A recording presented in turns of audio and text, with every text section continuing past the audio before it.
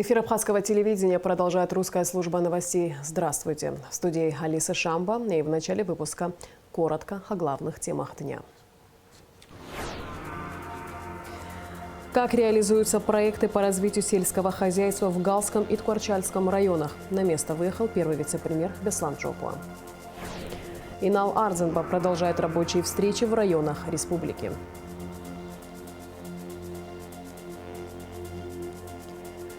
Бюсты абхазских военачальников Владимира Аршева, Гиви Агрба и Мушнихвардске устанавливают в Парке Славы в Сухуми.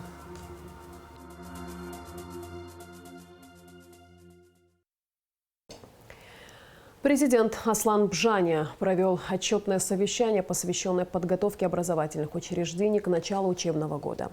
Согласно докладу министра просвещения, в этом году в школы пошли 2500 первоклассников. В государственные детские сады принято 1500 детей. В АГУ зачислено 650 абитуриентов. По квоте Россотрудничества направлены в вузы России 84 абитуриента, по линии Минпроса 15.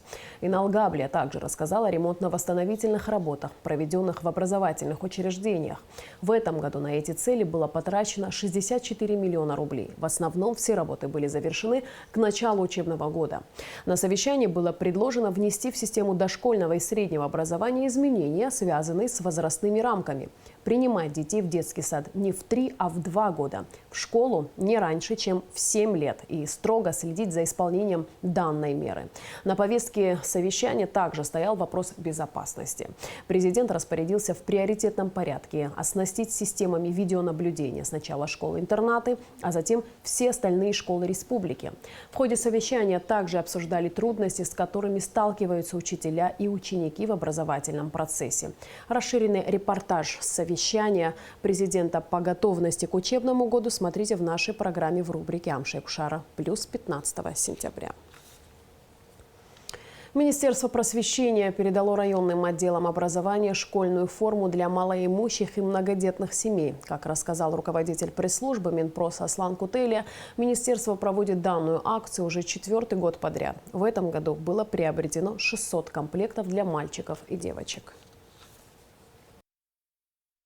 Министерство просвещения Республики Абхазия последние 3-4 года выдает для многодетных и малоимущих семей школьную форму. Конечно же, это большое подспорье и помощь для родителей. К сожалению, нехватка или нуждающиеся количество их еще больше, но на данный момент это то количество, которое правительство смогло выделить и помочь. Конечно же, ежегодно правительство и Министерство просвещения старается увеличивать это количество. Если сравнивать с прошлым годом, это количество увеличилось в этом году. Отделы образования районов присылают нам заявки, и по этим заявкам формируется количество, которое будет закуплено. Днем 14 сентября в дежурную часть поступил анонимный звонок о заминировании Сухумской школы номер 2. На место сразу выехали все службы – СГБ, МВД, МЧС. Была организована оперативная эвакуация детей и сотрудников школы. Информация о заминировании оказалась ложной. Сейчас ведется работа по выяснению личности звонившего. 2 ДТП со смертельным исходом произошли в республике за минувшие сутки. 14 сентября около 6 часов утра в Новом Афоне 32-летний водитель не справился с управлением и врезался в столб. В селе Маркула Чемчирского района 36-летний житель Тулы Александр Мамонов не справился с управлением и врезался в дерево. Оба водителя погибли на месте. Еще одна трагедия произошла на море. В акватории Сухума утром 14 сентября утонул житель республики 1995 года рождения. Как сообщает МЧС, это произошло в районе Маяка. Первый вице-премьер, министр сельского хозяйства Беслан Джопуа посетил машинно-технологические станции Галского и Ткварчальского районов, а также проинспектировал ход реализации проектов госпрограммы по развитию сельского хозяйства в этих районах. В поездке вице-премьера сопровождала Сария Кварацхелия. Инспекция началась с машино-технологической станции в Ткварчальском районе. Здесь 11 единиц техники. Трактористов достаточно, нехватки рабочих рук нет. В этом году силами МТС в районе было вспахано 256 гектаров земли. То, что министерство, мы уже на практике видим, то, что рекомендует и спускает вам цены, никто этого не придерживается. Это даст заблуждение не вводить. И мы знаем, когда техника приходит, мы на некоторые вещи закрываем глаза, понимаем ситуацию, что механизатору необходимо пройти, какие сложности. Но тем не менее вы должны намного дешевле, чем частные трактора, частная техника, частные владельцы намного. Потому и государственным, чтобы дешевле эти услуги предлагать.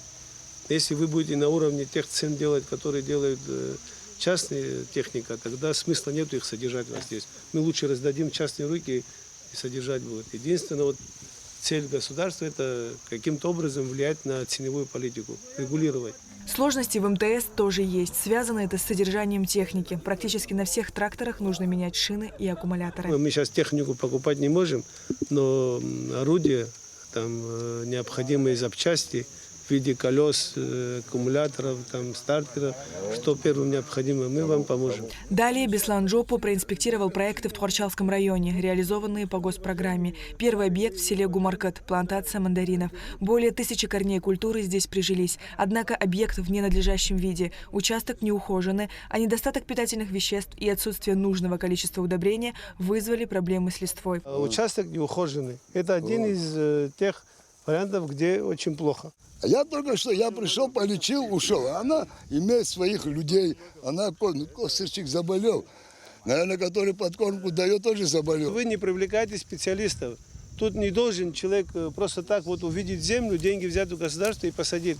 Надо, надо анализ почвы сделать. Надо, нет, ну как это первый раз? Это же не мои личные, это государство. По словам Беслана Джопо, будут привлечены специалисты, которые помогут сохранить саженцы. Видим пока то, что особо глаз не радует, но это один из, наверное, редких объектов, где хотелось бы видеть результат лучший. То есть здесь были выделены средства из бюджета до 600 тысяч рублей на ограду, на саженцы, на удобрения. Конечно, надо говорить, и помимо того, что хорошее есть, и то, что не получается, это один из тех, я считаю, который немного не удался.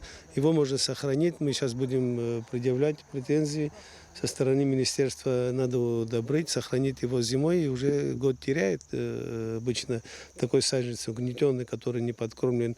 Вроде косили недавно, но сам саженец не ухожен, сами мандарины не ухожены. Посетили и бывший цитрусовый совхоз села Кохора. На плодотворной земле, находящейся между горами и морем, на 8 гектарах земли растет голубика. 4 года назад непривычную для этой местности ягоду из Европы завезла предприниматель Элана Джопо. Урожай уже собран, сбыт уже произведен. Сейчас они занимаются подготовкой к зимнему сезону, косят, чистят. Одним словом, производят тоже предприятие, одно из хороших, которое вот с помощью нас, может быть, и с помощью самих предпринимателей сегодня вот можно приветствовать, помогать и возрождается. С 2019 года в Тхорчалском районе работает цех по переработке ореха. Как известно, заниматься колкой ореха вручную – это очень долгий и сложный процесс. К счастью, технологии в наш век не стоят на месте. Данный станок расщепляет скорлупу благодаря 2 валам, которые приводятся в движение при помощи электродвигателя через редуктор. Местные жители, в основном весь орех-фундук, он потребитель – это Российская Федерация, он лощеный, отправляется, в скорлупе его никто не потребляет. Кому-то мы помогаем просто подготовить продукцию для отправки, а у кого-то мы покупаем, приобретаем, уже сами в дальнейшем перерабатываем для отправки в Россию. В 2019 году мы начинали, выиграли грант. Государственная помощь была в размере 15 миллионов рублей. И из собственных средств, наверное, тоже столько же было.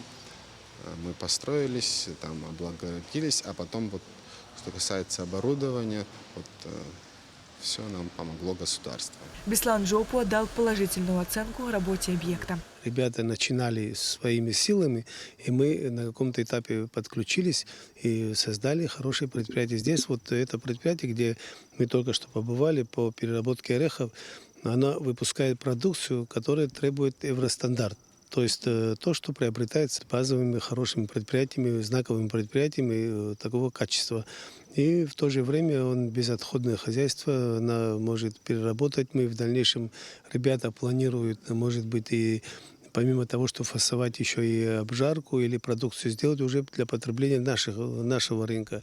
Министр сельского хозяйства Беслан Джопу проинспектировал также работу МТС в Галском районе. На балансе станции 18 единиц техники. Министр отметил, что Галская машинно-технологическая станция – одна из примерных организаций, где сумели сохранить технику. Механизаторы у нас такие, все ответственность берут на себя и ухаживают за техникой. По 16 лет этим тракторам стали. Да. 16 лет, ну, все в рабочем состоянии, они действительно трудятся сами, ребята ухаживают. В этом году мы закладываем бюджет, чтобы запчастями вам помочь в начале года. Мы сейчас на осень не сможем помочь, не успеем. А вот в начале следующего года одно из первых мероприятий это будет приобретение запчастей. Да, в начале будет, да, В начале, как только будет, бюджет начнет осваиваться, будет принят. Уже 2 года семья Иракля Каубая занимается птицеводством. Выращивание кур в домашних условиях для получения мяса приобретает широкую популярность. Самостоятельный контроль за качеством питания, здоровьем и условиями содержания бройлеров позволяют получить максимально полезное мясо. Это хорошая возможность начать собственный бизнес, отмечает Иракли. У нас были домашняя птица, а вот сейчас мы перешли на бройлер. При поддержке министерства. Министерство нам очень сильно помогает. Вот занимаемся, стараемся. Сумма была выделена около 1 миллиона. Ну, там у меня растениеводство еще и птицеводство. Вот, все это, в общем, такая сумма была выделена. Привезли нам металл, стройматериал, вот сетки сделали, клетки сделали и так далее. Спросом пользуются и очень довольные люди. Хороший, вкусный продукт. Ну, с Гагры приезжали, забирали. И вот, начиная от псов до ингура, приезжают, забирают. Цена на данный момент, вот эти бройлеры 350 рублей стоят. Сейчас, да, пока только они, но мы еще будем завозить, не останавливаемся. Следующая партия будет. Привозим суточных и производим тоже. Ну, иногда привозим, иногда сами инкубируем. Всего по 2 районам за 3 года принято 37 проектов на общую сумму 39 миллионов 618 тысяч рублей. У нас больше всех проектов это по Ачимчирскому району, далее по Гудаутскому, по Гульрыбскому, соответственно, Гагра, Сухумский район и меньше всех в Гал. В Гал это буквально несколько проектов, но они те проекты, которые можно сказать, что получились. Ну, вот Кварчал район тоже, если сказать, больше, чем в Гальском районе, очень хотели бы регулировать по селам даже. Но там, где наши проекты имеют положительные результаты, оттуда и больше заявок, оттуда и больше, видимо, из-за того, что люди больше видят и хотят больше участвовать. Там, где нет было проектов, мы сами должны прийти к ним с предложениями. Это немножко более рискованно, когда мы предлагаем людям, чем они сам к нам. И поэтому получается то, что мы имеем, это вот определенные села, определенные районы, где больше проектов. Ну и опыта мы уже за 3 года набрались. И получается, что мы некоторые направления, как животноводство, стараемся как-то вот по возможности приостанавливать, так как оно не столько рентабельно, не столько положительно, как завозить за пределы Абхазии, за карантинных условий, или даже внутри Абхазии покупать в одном селе, передавать в другое – это не развитие. А вот создавать что-то новое – это уже развитие. И поэтому мы ставки делаем на наши традиционные культуры, субтропические культуры. Инспекционные поездки министра сельского хозяйства Беслана Джопу будут продолжены и в другие районы республики. Сария Кварацхеля, Тимур Гугохия, Абхазское телевидение. По поручению президента Абхазии глава МИД Инал Ардзинба проводит рабочие встречи в районах республики с общественностью, представителями районных администраций и собраний. На этот раз встреча прошла с общественностью нового района и старого поселка, а также с активом администрации Сухумского района. Главная цель подобных встреч – проинформировать граждан о текущих результатах работы МИД, о современной международной обстановке, об актуальных аспектах абхазо-российских отношений. Подробнее о встрече в репортаже Рады Чачава. Министра иностранных дел Инала Ардзинба в Сухумском районе встретил глава администрации Алхас Читанава. Мы сегодня будем общаться, и я надеюсь, получим достоверную, объективную информацию, которая позволит нам всем более реально оценивать ту ситуацию, в которой мы сегодня находимся, так как это является способствующим элементом для развития политического сознания нашего общества, что является очень важным элементом формирования нашего государства. В ходе встречи с общественностью нового района и старого поселка, а также активом администрации Сухумского района, Инал Ардзымба особо отметил роль России в развитии Абхазии.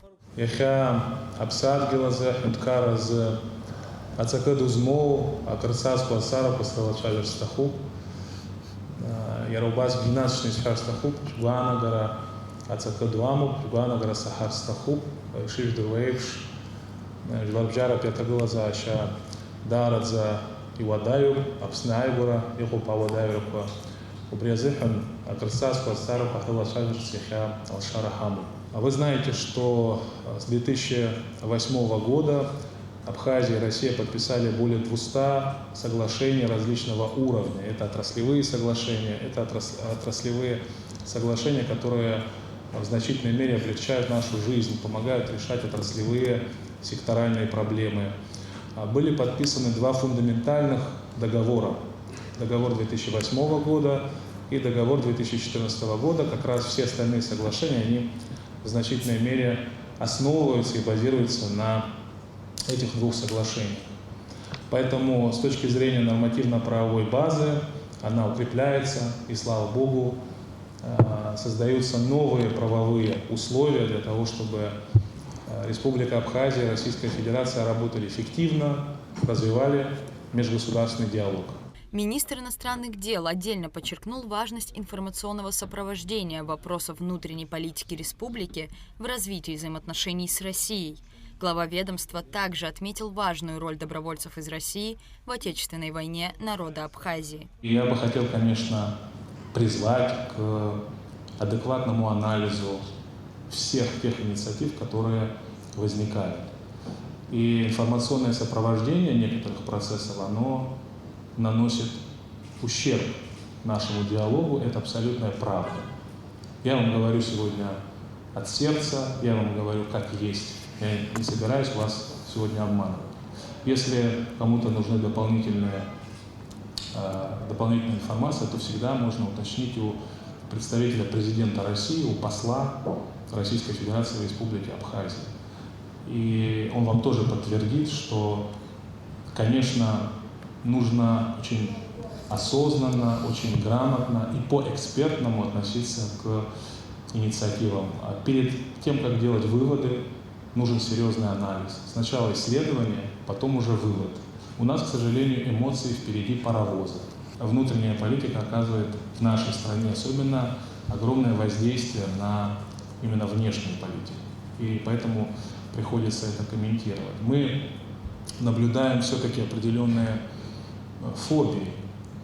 На каком основании эти фобии рождаются, мне не очень понятно. Не очень понятно, фобии ли это. Может быть, это все-таки внутриполитические манипуляции.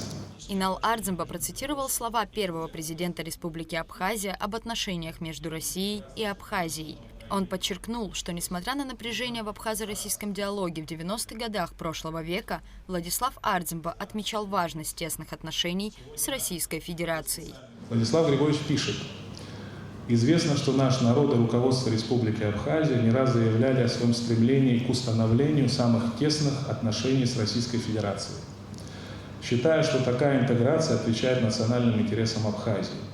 По нашему мнению, наиболее удобной формой возможных взаимоотношений с Россией могла бы стать модель ассоциированного государства. Сохраняя независимость, Абхазия готова строить совместно с Россией свою внешнюю и оборонную, в том числе охрану границ, политику. Мы также стремились к заключению валютного и таможенного союза. Такая модель не только способна обеспечить безопасность и свободное экономическое развитие Абхазии, но и, на наш взгляд, отвечает интересам национальной безопасности самой России. Руководство Абхазии благожелательно относилось к процессу принятия гражданами Абхазии второго российского гражданства. Помимо того, что этим снимаются такие проблемы, как свободное передвижение наших граждан и развития экономического сотрудничества, гражданство России налагает на последнюю определенные обязательства по защите их прав и безопасности. В связи с этим в марте 2002 года я направил обращение президенту России Путину с просьбой рассмотреть вопрос об установлении ассоциированных отношений с Абхазией. Эта модель взаимоотношений имеет международные аналоги, и, на наш взгляд, такие отношения являются единственной гарантией безопасности нашего государства и народа, а также необходимым условием развития экономики республики, ориентированной на Россию. Мы надеемся, что это обращение найдет вашу поддержку. Обращение было опубликовано в газете «Республика Абхазия» в марте 2002 года. Инал Ардзамба отдельно подчеркнул важность безопасности на Южном Кавказе, прокомментировал ход женевских дискуссий и сценарий дальнейших действий Грузии.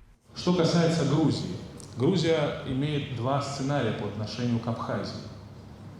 Первый сценарий называется «вовлечение без признания». Это так называемая мягкая сила. Грузины при поддержке американцев исходят из того, что за счет бесплатного здравоохранения, за счет работы вот этих неправительственных международных организаций, они смогут привлечь наших людей, вовлечь наш народ и таким образом решить, как они говорят, проблему Абхазии. Это мягкий сценарий, это то, что мы видели во многих постсоветских странах, это произошло, к сожалению, в той или иной модификации. Это вот первый такой сценарий грузин. Но второй сценарий грузин остается в действии. Это сценарий военного решения абхазского вопроса, как они говорят. В связи с этим Грузия тратит сотни миллионов долларов на наступательные вооружения. Грузины начинают производство ударных, а не разведывательных дронов, беспилотных летательных аппаратов. Это все не оборонительные вооружения. А зачем грузины столько денег тратят на наступательные вооружения? Ну, наверное, чтобы их применить в какой-то нужный момент. Когда в России была попытка военного мятежа, мы получили соответствующую информацию о том, что как только в России изменится ситуация, грузины были готовы осуществить наступательную операцию по отношению к нашей стране. Уже готов план этой операции с использованием тех самых атакующих дронов и так далее. И слава Богу, что в России ситуация стабилизировалась благодаря роли президента России и президента Республики Беларусь. В завершении встречи жители района задали Иналу Ардзамба ряд вопросов. В частности, Инал Ардзамба ответил на вопрос, касающийся широко обсуждаемого закона об апартаментах. Вы предлагаете, я хотела бы так выразиться, дать взятку России в виде недвижимости в Абхазии. Это мое личное рассуждение, можете воспринимать, как хотите. При этом вы говорите о большой влиятельной диаспоре Грузии. Если достаточное количество российских граждан будет обладать собственностью в Абхазии, учитывая влияние грузинской диаспоры в России, и вспоминая цитату Владислава Григорьевича о генерале Кондратьеве, насколько мы рискуем оказаться в такой ситуации, когда влиятельная грузинская диаспора сможет оказать большое влияние на собственников недвижимости в Абхазии, российских граждан. Что такое журналистика, Марьяна? Журналистика, вы же сами представились вначале как общественные деятели или члены общины, а во второй очередь вы сказали, что вы журналист. Значит, журналистика – это объективное освещение социальной действительности. Согласны с вами? А подача вашего вопроса далека от объективности. Во-первых, вы меня обвинили, что я кому-то взятку предлагаю, вы уже и судья, вы уже и приговор мне вынесли. Это неправильный подход. Я никаких взяток никому не предлагал. Я сказал, что мы находимся у критической точки, это правда. В самое ближайшее время все у нас может поменяться. Сейчас мы с вами сидим спокойно до первого пролетевшего над головой дрона. Что касается темы жилья. Тема жилья, я вам напомню, возникла не сегодня. Она обсуждалась при предыдущей власти. Я тогда работал в администрации президента России. И обсуждалась прямая продажа жилья. А сейчас обсуждаются другие формы, слава Богу. И политика искусства возможного. И всегда нужно искать правильный компромисс. Исходя из текущих реалий, исходя из текущей военно-политической ситуации мы должны адекватно и спокойно анализировать. Если мы говорим про апартаменты, что нам мешает собрать людей, собрать экспертов, не тех людей, которые пытаются заработать дешевые политические очки, не их мнение не интересно вообще. Нам нужно собрать людей, которые являются экспертами в этой сфере, которые умеют строить экономические модели и тихо, спокойно, как говорится, за закрытыми дверями определить, нужно нам это или нет. А если нам не нужно, а где нам взять деньги на перевооружение армии? И поэтому, исходя из реалий, правительство и президент ищут возможности, чтобы наполнить доходную часть нашего бюджета. Но нет у нас никаких возможностей других, к сожалению. Спасибо. Когда мы говорим про союз писателей, который тоже написал письмо и сказал, что они подались просто эмоции, есть риски. Что касается союза писателей, вот скажите мне, пожалуйста, писатели у нас экономисты? Что если экономисты проведут совещание, экспертизу, построят модели, посмотрят, как это будет влиять на демографию, и мы хотя бы один раз в жизни добьемся научно обоснованного результата, а потом уже примем политическое решение. Встречи министра иностранных дел с общественностью и представителями районных администраций и собраний в районах и городах республики продолжатся на следующей неделе. Рада Чачава, Джамбул Чхапелия, Абхазское телевидение.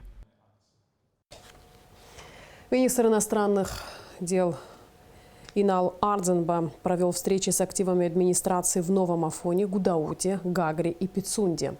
Глава МИД выразил благодарность всем участникам встреч. Министр подчеркнул, что на встречах обсуждались вопросы безопасности и геополитическая ситуация вокруг Абхазии. Инал Ардзенба проинформировал соотечественников о решении президента Республики Беларусь Александра Лукашенко обеспечить беспошлинную торговлю в республике с республикой. Де-факто для нас это означает экономическое признание, отметил Ардзенба, говоря о новых возможностях. Ардзенба поделился планами по созданию делового совета Абхазия, Объединенные Арабские Эмираты. Продолжаем выпуск. Эндоскопическое оборудование, моечно-дезинфицирующий репроцессор, биохимический анализатор и еще ряд позиций медоборудования для улучшения качества оказания медицинской помощи переданы детской республиканской больнице. Все детали в материале пресс-службы Минздрава. Так выглядела лаборатория детской республиканской больницы в 2022 году. Старые микроскопы, советское оборудование, морально и физически устаревший интерьер помещения. В таких условиях делать забор анализов у самых главных пациентов, детей, было довольно непросто. После визита министра здравоохранения Эдуарда Будба в медицинское учреждение Минздравом было принято решение сделать ремонт в лаборатории и полностью оснастить помещение современным оборудованием. Ремонтные работы были проведены в кратчайшие сроки. Новые стены, пол и потолок заметно улучшили внешний вид лаборатории. Под передовое медицинское оборудование комнаты лаборатории оборудовали комплексной системой вытяжки, установили новые биохимические и гематологические анализаторы. Он делает большое количество тестов биохимических и делает, можно сказать, все сам. Наше дело только заключается положить туда биологический материал, остальное он выдаст сам, уже по назначению врача. Вот, его основная функциональная обязанность. Тестов до 30-40. Я имею в виду анализов не больных, а анализов за 5 минут. Все сам он делает. Наше дело просто посмотреть, что нам нужно и как будет. И все. То же самое касается и гематологического анализатора. Когда мы сюда приезжали, говорили о том, что лаборатория она была достаточно уже устаревшая. Все оборудование было достаточно устаревшее. Было принято решение о том, что будет переформатироваться на современное дорогостоящее оборудование данной лаборатории. Были произведены ремонтные работы. Все по необходимости было сделано в данном именно помещении. Вытяжка была сделана. Вот с коллегами общались. Пришло дорогостоящее передовое оборудование фирмы Миндрей. Сегодня вот уже в тестовом режиме все это работает. До оснащения реагентами мы сейчас дооснащаем. И с октября месяца мы в новом формате начнем на новом оборудовании оказывать вот эту всю помощь лабораторную детишкам на базе Республиканской детской больницы. Заболевания брюшной полости и легочных путей – одни из наиболее распространенных среди детского населения. Сложно представить, но до сегодняшнего дня Республиканская детская больница функционировала без специализированного оборудования для проведения диагностики подобных заболеваний. Минздравом закуплены ультратонкий гастроскоп и бронхоскоп. Оба аппарата оснащены видеокамерами для более точного диагностирования. Данного вида оборудования в стране такого никогда не было. Это сейчас мы оснастили данное лечебное учреждение передовым оборудованием, гастроскопом, бронхоскопом и так далее. Вот вы долгое время работаете на такого вида оборудования, да? И сегодня то, что есть в республике, и обучить наших коллег, чтобы мы в последующем могли говорить о том, что получаем здесь диагностические виды исследований. Мы в будущем планируем, понятно, что это дорогостоящее, в будущем планируем еще приобрести и лапароскопическую стойку для детишек. Это крайне важно в реальных условиях, когда мини-инвазивным доступом заходить, смотреть с помощью видеостойки лапароскопической. Это на перспективу. Сейчас в тех форматах, о которых мы говорили, сейчас пришло данное оборудование. Оно хорошего качества, оно хорошей фирмы Pentax, зарекомендованная фирма во всем мире. Люди, которые на данном виде аппаратуры работают, они понимают, насколько качественная аппаратура. Поэтому, я думаю, вы коллег наших подучите, пока вы здесь находитесь. На новый уровень выходит хирургическое отделение детской больницы. Операционные электрогидравлические столы фирмы Миндрей давно являются синонимами высокого качества. Именно их установили в операционной, а еще в помощь хирургам переданы рентгенодиагностический передвижной аппарат, беспроводной дерматом, аспираторы, мониторы, аквадистиллятор. Все это позволяет проводить такие оперативные вмешательства, которых ранее хирурги детской больницы не осуществляли. Впервые, я так понял, в Сухуми сделана операция киста печени 8-го сегмента. Вот. Локализация не очень, конечно, приятна для хирурга, потому что локализация под диафрагмой между воротами печени и нижней полувеной. Да. Вот. Поэтому немножко так технические трудности были. Но, в принципе, все сотрудники обладают всеми навыками, и операционные сестры, и хирурги, и анестезиолог, который заинтубирован. В принципе, операция прошла штатно. Ну, как бы, даже как в нашем городе. Ну, мы, если честно, развиваем хирургическую вообще направленность здесь. Это все говорит о том, что вот вы приехали, другие российские коллеги приезжают, перенимаем опыт. И такого вида оперативного вмешательства будет продолжено на территории Республики Абхазия. Мы говорим о том, что данная операционная только что вот буквально закончилась операция по удалению кисты. Здесь мы с помощью правительство, руководство страны приобрели цедугу, которой вообще не было, поэтому это очень упрощает работу наших коллег-травматологов, когда репозиция во время операции, цедуга под контролем ГОПа, это вообще закрытым доступом, 21 век, закрытым доступом, да, фиксируется перелом, все работает, все хорошего качества, и я думаю, коллеги довольны. Да. Новое оборудование в первую очередь облегчает работу врачам детской больницы. Это большой подарок для нас, отмечает ИО главврача детской республиканской больницы Инесса Камлия. В планах у Минздрава усиление лапароскопического направления больницы. Об этом в ходе совещания сообщил министр Эдуард Будба. Бюсты абхазских военачальников Владимира Аршба, Гиви Агрба и Мушни Хвардские начали устанавливать в Парке Славы в Сухуми. Решение об этом принято комиссией по празднованию 30-летия Победы в Отечественной войне народа Абхазии. Памятники выполнены в едином стиле по эскизам Амирана Адлиева и Руслана Габлия.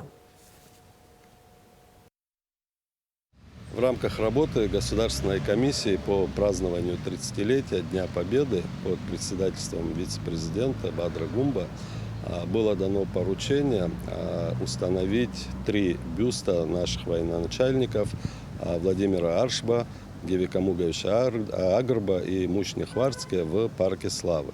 Сегодня начались ремонтные работы по установке постаментов Вот, предполагаем ориентировочно к 20-23 числам закончить работу по установке бюстов. Эскизы разработали художники Амиран Сардионович Чадлиба и Руслан Габли. По их работам, вот памятники, которые стоят Сосналиеву и генералу Дбар, это их работы, поэтому было принято решение памятники делать все единообразные, вот, будут в таком же стиле выполнены и установлены здесь, в Парке Славы. И в завершении выпуска о погоде. По сообщению Гидрометцентра, в пятницу, 15 сентября, на территории Абхазии ожидается небольшая облачность без осадков. Температура воздуха ночью плюс 13-18, днем 20-25. Температура моря плюс 27.